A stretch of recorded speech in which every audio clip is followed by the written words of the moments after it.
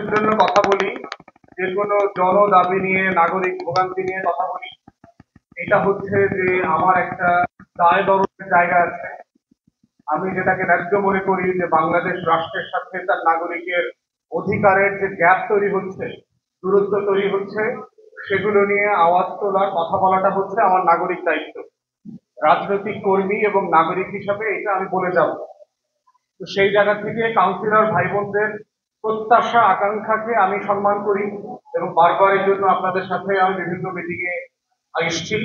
কিন্তু আমার ক্ষমতা সম্পর্কে আপনাদের কাছে খুবই পরিষ্কার ধারণা থাকতে হবে। আমি বাংলাদেশ সরকারের কেউ না এবং কাউকে কাউন্সিলর বানানো অপসারণ করা, কাউকে মেয়র বানানো অপসারণ করার কোনো ক্ষমতা আসলে আমার কাছে নাই। অতএব এই বাস্তবতাটা রেখে আমরা একসাথে কাজ করতে পারলে এইটা ভালো হবে আর কি। আপনাদের কাছে এটা পরিষ্কার থাকতে হবে। তাহলে আসলে আমি কি করতে পারি? আমি যেটা করতে পারি সেটা হচ্ছে প্রেসে, গণমাধ্যমে আপনাদের পক্ষে ন্যায্যতা তুলে ধরে কথা বলা। যে বাংলাদেশের অন্তর্বর্তীকালীন সরকার দায়িত্ব নেবার পরে আগস্ট সেপ্টেম্বরে একের পর এক প্রজ্ঞাপন জারি করে প্রশাসনের বিভিন্ন জায়গা থেকে যে নির্বাচিত প্রতিনিধিদেরকে অপসারণ করলেন, এই সিদ্ধান্তটা কেন সঠিক না এবং এই সিদ্ধান্তটার কারণে আমার দেশের যারা প্রান্তিক জনগোষ্ঠী আছেন তারা কিভাবে ভোগান্তির শিকার হচ্ছেন প্রতিদিন, সেই বিষয়টা আমি আমার জায়গা থেকে তুলে ধরতে পারবো। ঠিক একইভাবে সরকারের বিভিন্ন দায়িত্বশীল মহলে আমাদের যাদের সাথে যোগাযোগ আছে তাদের কাছে আপনাদের দাবিগুলো পৌঁছে দেওয়া, আপনাদের দাবির পক্ষে ন্যায্যতা তৈরি করা, আপনাদের পক্ষে নতুন তর্ক, আলাপ, যুক্তি তুলে ধরে তাদেরকে বোঝানোর চেষ্টা করা। এবং সেটা আমরা গত আগস্ট সেপ্টেম্বর থেকেই আপনাদের মিটিং এ আসার আগে থেকেই আমি করে যাচ্ছি। আপনারা হয়তো দেখেছেন এর আগে যিনি আপনাদের এই ডিপার্টমেন্টের স্থানীয় সরকারের যিনি দায়িত্বে ছিলেন মরহুম উপদেষ্টা হাসান আলী স্যারের সাথে আমি লম্বা মিটিং করেছি। করে তাকে আমি বোঝানোর চেষ্টা করেছি যে এই সিদ্ধান্তটা কেন ঠিক হয়নি। কিন্তু ওনার মৃত্যুর আগে তো ডিপার্টমেন্টও চেঞ্জ হয়ে গেছে, উনিও ইন্তেকাল করেছেন। তো সেই বাস্তবতাটা মাথায় রেখে আপনাদের সাথে আমরা একসাথে কাজ করব, এটা আপনাদেরকে মাথায় রাখতে হবে।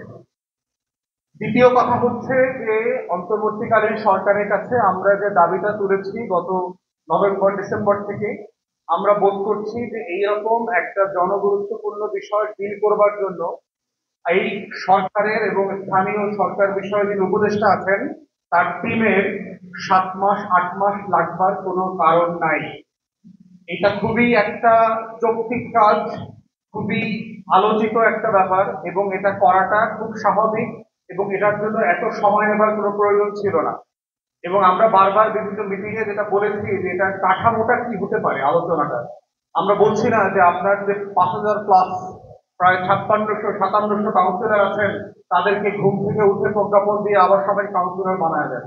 আমরা এখানে নীতিমালা প্রস্তাব করেছি যে জনগণের ভোগান্তি কিভাবে হচ্ছে বিভিন্ন এলাকাগুলোতে এবং সেটাকে অ্যাড্রেস করবার জন্য সরকার কিভাবে একটা উপকমিটি করে একটা নীতিমালা প্রণয়ন করে এই সমস্যাগুলোকে অ্যাড্রেস করতে পারে।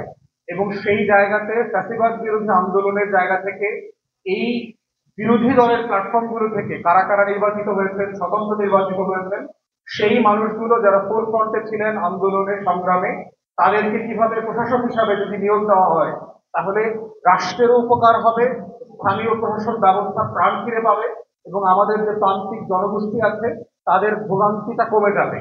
তো সেই জায়গাতে আমরা দেখতে পাচ্ছি যে আমাদের স্থানীয় সরকার মন্ত্রণালয়ে সিরিয়াসলি ফেল করেছেন এবং এটা খুবই দুঃখজনক যে এত গুরুত্বপূর্ণ একটা কাজের সিদ্ধান্ত নিতে তারা 7-8 মাস নষ্ট করেছেন এবং এখন পর্যন্ত আমরা জানি না যে আসলে ওনারা কি করছেন।